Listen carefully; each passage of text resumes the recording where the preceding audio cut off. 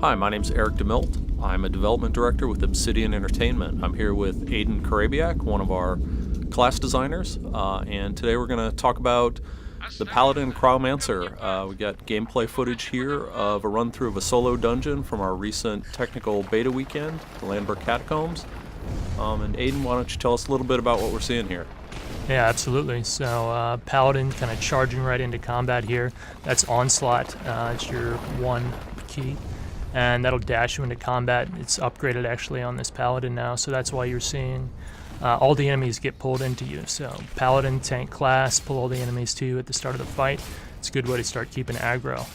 Paladin's a combo class. You see her going through different attacks. Those are on your left and right mouse button there. A bunch of different attacks that you can do off of that. You've got a Seal of Light, which throws an X forward, deals damage in a line. If you got a really strong single target attack, probably the core of your single target combo, called Punishing Bolt. You'll see that get used a whole lot here. You've got Celestial Shield, and you can see when Celestial Shield is destroyed, that actually detonates and does damage to all the enemies right around you. Cool. One thing we should point out is in these solo instances, right, we can do a lot of environmental puzzles. So as you saw that object in the center of the room, right, player's gone off, used it to get a buff, right, giving her a combat advantage. And that'll come up again in later boss fights throughout this instance. Yeah, so we see we've got the buff right now, lasts for a little while. Usually probably increasing your damage here, and also give you heals depending on which one you end up getting. There we go, that's the Punishing Bolt attack. And of course we've got dashes here. You can see we've got kind of contextual cues that pop up whenever the Paladin's energy gets low. You'll have that Q icon come up for you that lets you use your Holy Ground, which essentially makes it so all of your abilities can be cast without consuming energy. She's fighting these mobs, right? Occasionally health globes are popping off. These allow you to restore health mid-fight. So we're going to move on forward to one of the first bosses in the level. Again, this one's going to teach you a bit about the environmental puzzles. So he's blocking your progress forward through the dungeon here. So you're going to, yeah, literally blocking that door. So you're going to do some damage, build up your energy there.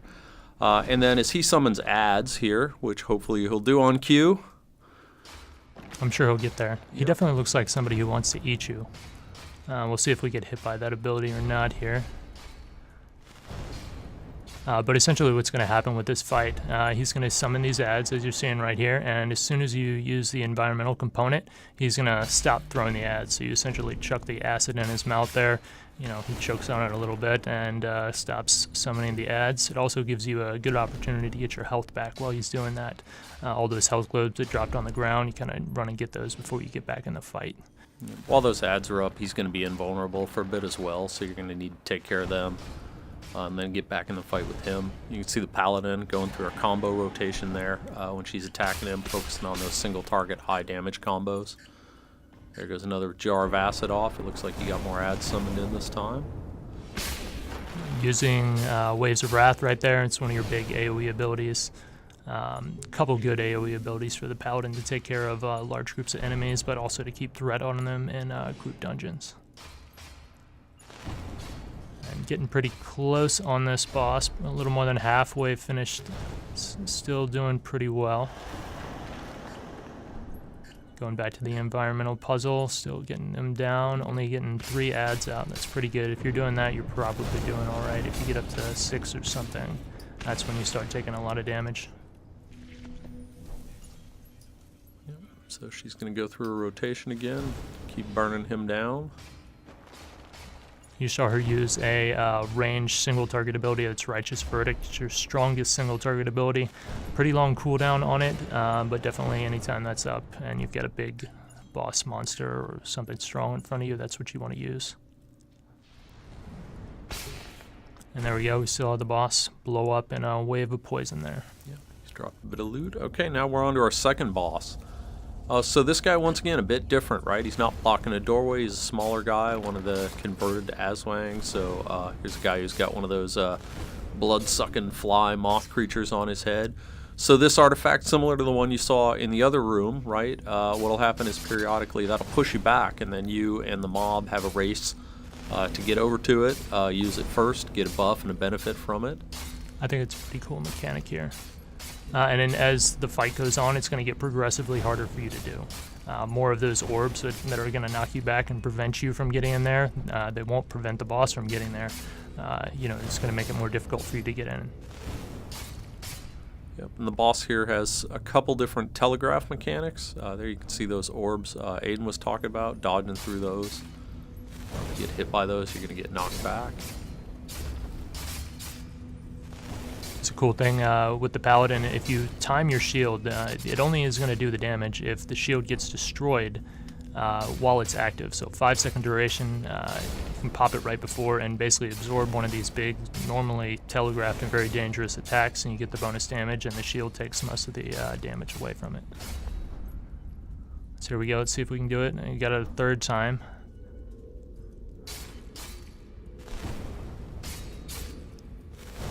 Moved out of the way of those big attacks most of the time. Yeah, doing a pretty good job. There's one other attack that this guy does. It's like a scream. This is Waves of Anger, I believe. That is you press and hold that to do AoE damage. And here's the attack I was talking about. It's a scream. Basically does a lot of damage to your health, but also spawns a bunch of health orbs around the map that you can quickly get your health back up. There you go. You see, she got knocked back that time, and our baddie got the buff. So you can see the boss is doing about 2.5 times damage on even his basic attacks now.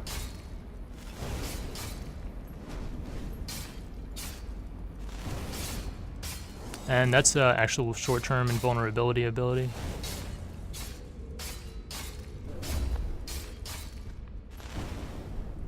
Looks like this fight's winding down. Once again, you can see that's getting more and more complex.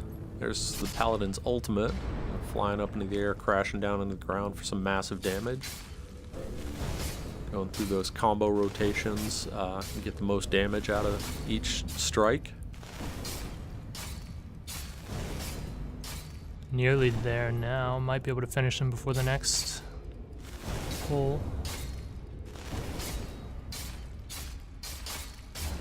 And I think right here you could probably, finish him before you even go. Here we're going to switch over to the Cryomancer class. So this is a powerful DPS class, a Frost Mage, a lot of movement during combat. You can see she's got her own weapon, the Ice Shard and the Cryo Frame. See how she does against this big group of mobs right now. It's a cool way to start against AoE mobs. Use the Ice Statue. It taunts and slows the enemies around you, freezes them. Also environmental hazards in this part of the map, so you always got to be careful about that. It's kind of previewing what's going to be happening on that last boss here. Very cool finisher on the Cryomancer, locks them in that huge block of ice. Cryomancer is a DPS class, but a lot of really good utility. It's a snowball. It's really kind of a funny effect. Any enemies that it picks up in the way, it just kind of rolls with it and then blows up at the end. It's a really popular effect in PvP. Rolling up your friends and that is a great deal of fun. You can see as a pretty powerful DPS class with a lot of utility against single target and multi-target. She's able to burn through these packs of mobs pretty quick. You get down here to these groups of Mantides. You can see the icons above their heads showing their different combat roles.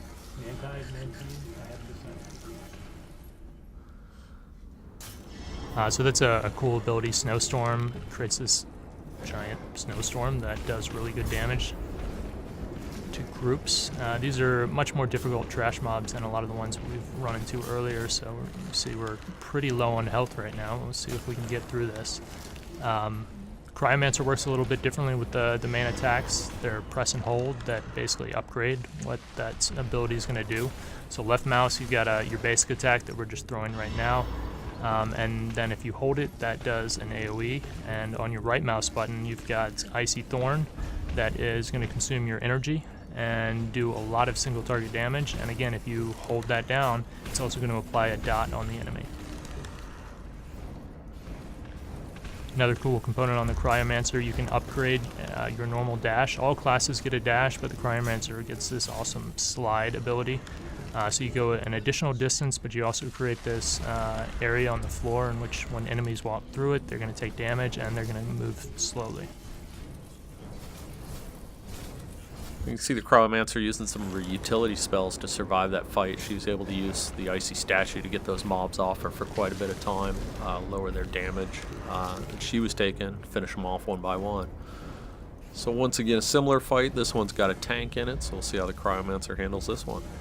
Yeah, making sure you pick up the health orbs whenever they pop up. On regular trash enemies, you have to kill the enemy in order for those orbs to come up. On bosses, you'll see next to their health a number of health bars, and every time you get rid of one of those health bars, you're going to get a health orb. And those will go away if you don't pick them up quickly, so a lot of times that can be the difference between you winning or losing a fight. Cryomancer used her ultimate early in this fight to freeze the entire battlefield, so she was basically able to burn down one of the enemies while the others were frozen. There's that Icy Statue again, taking some of them out of the fight. Not all of them are out of the fight yet, but it looks like she's doing pretty well this time. And a lot of movement on Cryomancer. You can see just about all the attacks you're doing, you're still able to do it on the move. So it's going to give a very different feel than what you get with those melee classes.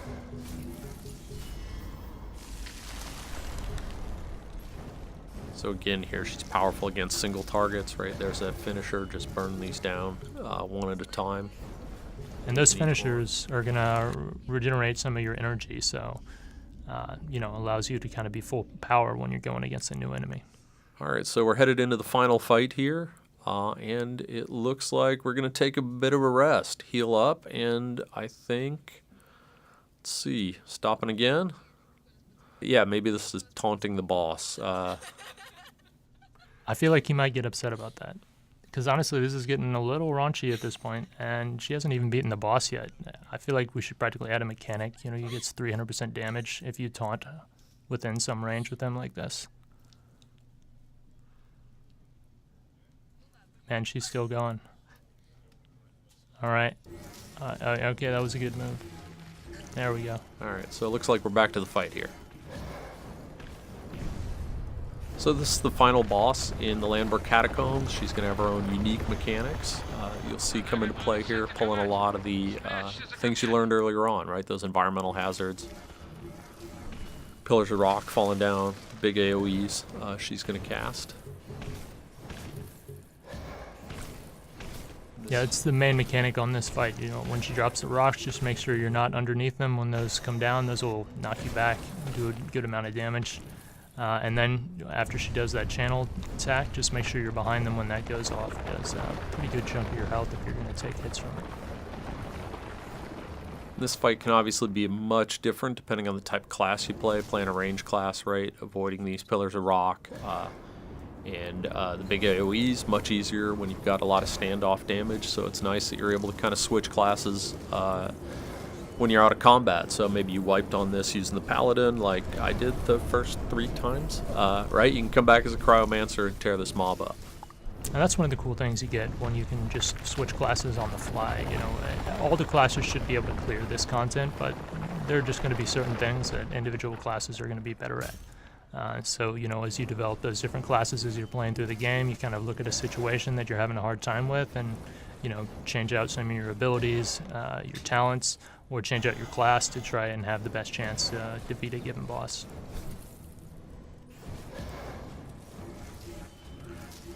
Alright, so that was a quick look at the Paladin and the Cryomancer gameplay. You can see fight continuing there. Check out our forums and follow us on your favorite social channels, Facebook, stuff like that. Tell us which classes you'd like to see next, and sign up for the beta. Thank you. Thanks for listening.